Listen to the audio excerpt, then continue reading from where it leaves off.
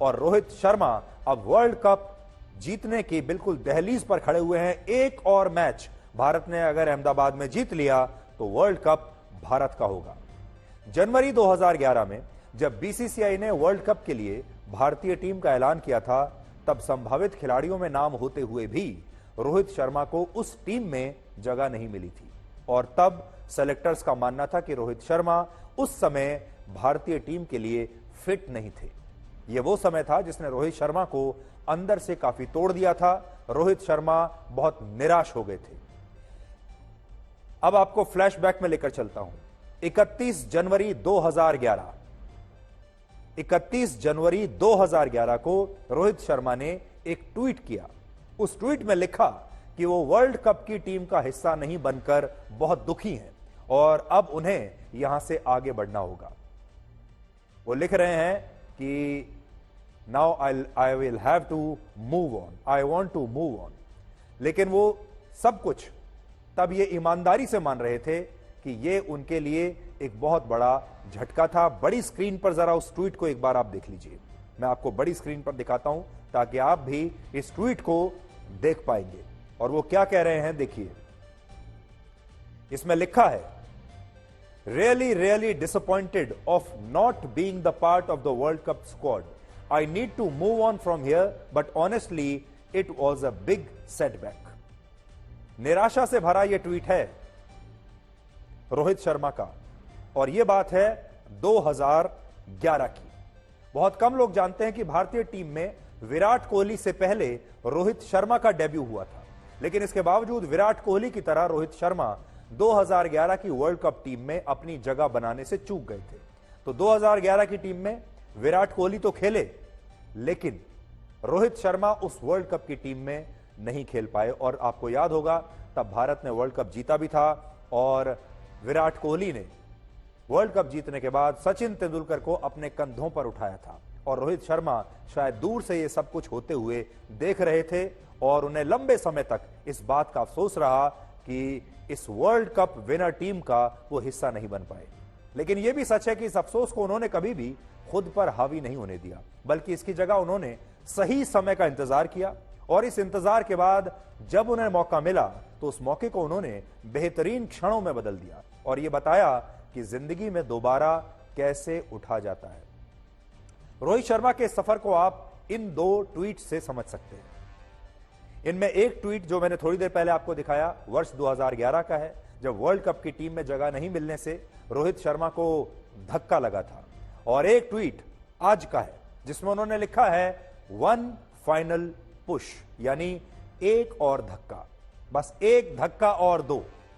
Rohit Sharma world cup के इतिहास में भारत के पहले ऐसे कप्तान हैं जिनका विनिंग परसेंटेज 100% है और यही वजह है कि आज भारत के करोड़ों लोग ये कह रहे हैं कि भारतीय टीम को रोहित शर्मा से अच्छा कप्तान शायद मिल नहीं सकता, क्योंकि उनके पास कपिल देव जैसा विजन है, सौरव गांगुली के जैसा अग्रेशन है और महेंद्र सिंह धोनी के जैसा धैर्य है।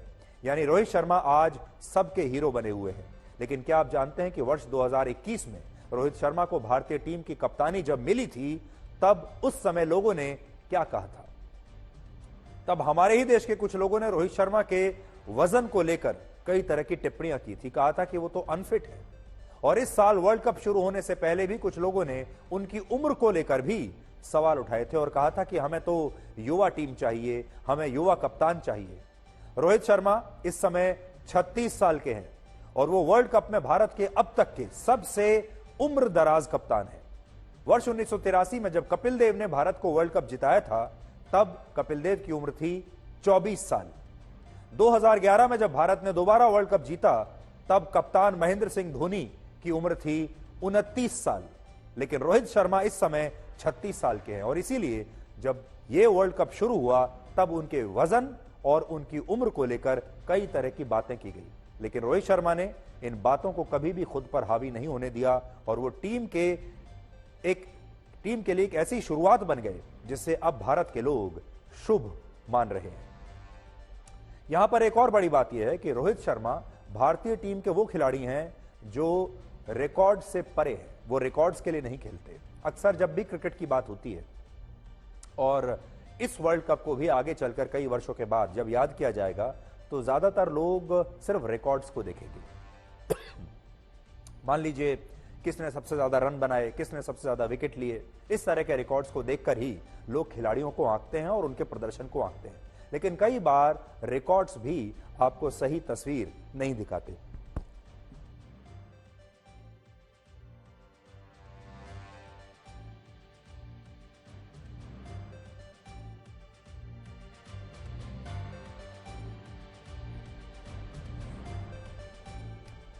रोहित शर्मा के नाम पर आपको सबसे ज्यादा शतकों और सबसे ज्यादा रनों के रिकॉर्ड शायद नहीं मिलेंगे, क्योंकि रोहित शर्मा कभी भी रिकॉर्ड्स के लिए खेलते ही नहीं है। कल भी जब सेमीफाइनल में रोहित शर्मा बैटिंग करने के लिए आए तो उन्होंने टीम को वो शुरुआत दिलाई जिसकी वजह से भारत सेमीफाइनल में अब तक का सबसे विशाल स्कोर खड़ा कर पाया।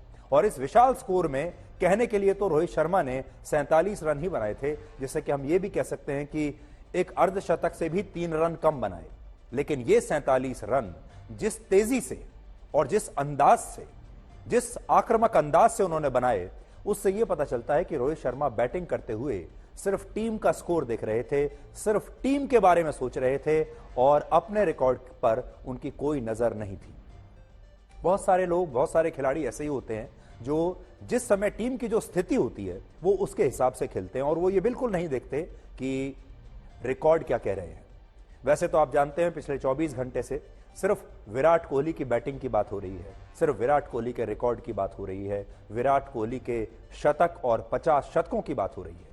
और इसमें कोई बुराई भी नहीं है, वाकई में वो एक शानदार खिलाड़ी हैं जिन्होंने वर्ल्ड रिकॉर्ड बनाया है, बात होनी भी चाहिए। लेकिन रोहित शर्मा की बात सबसे कम हो रही है, क्योंकि शायद उन्होंने अर्धशतक नहीं लगाया, शायद उन्होंने कल कोई रिकॉर्ड नहीं बनाया इसलिए। लेकिन कल जिस तरीके से वो खेले, जो ओपनिंग स्टार्ट उन्होंने भारत की टीम को दिया है, उसी की वजह से आगे के जो बैट्समैन हैं भारत के, वो अपनी अपनी पारियां इतनी अच्छी तरीके से खेल पाए। ये ठीक वैसा ही है जब लोग किसी विशाल और बहुत ही सुंदर बिल्डिंग को देखते हुए ये भूल जाते हैं कि उस बिल्डिंग की नींव किसने तैयार की थी। और रोहित शर्मा की कहानी भी बिल्कुल ऐसी ही है, जो आंकड़ों और रिकॉर्ड्स में शायद उतनी फिट नहीं बैठती, लेकिन उनकी कहानी से यह सीखा जा सकता है कि जीवन में अगर दोबारा उठो तो ऐसे उठो। और यह कहानी सिर्फ अकेले रोहित शर्मा की नहीं है, एक और खिलाड़ी है इस टीम में जिनकी यही कहानी है। और इसी तरह का संघर्ष मोहम्मद शमी का भी है। मोहम्मद शमी 33 साल के हैं, रोहित शर्मा 36 साल के हैं और शमी उनसे 3 साल छोटे हैं।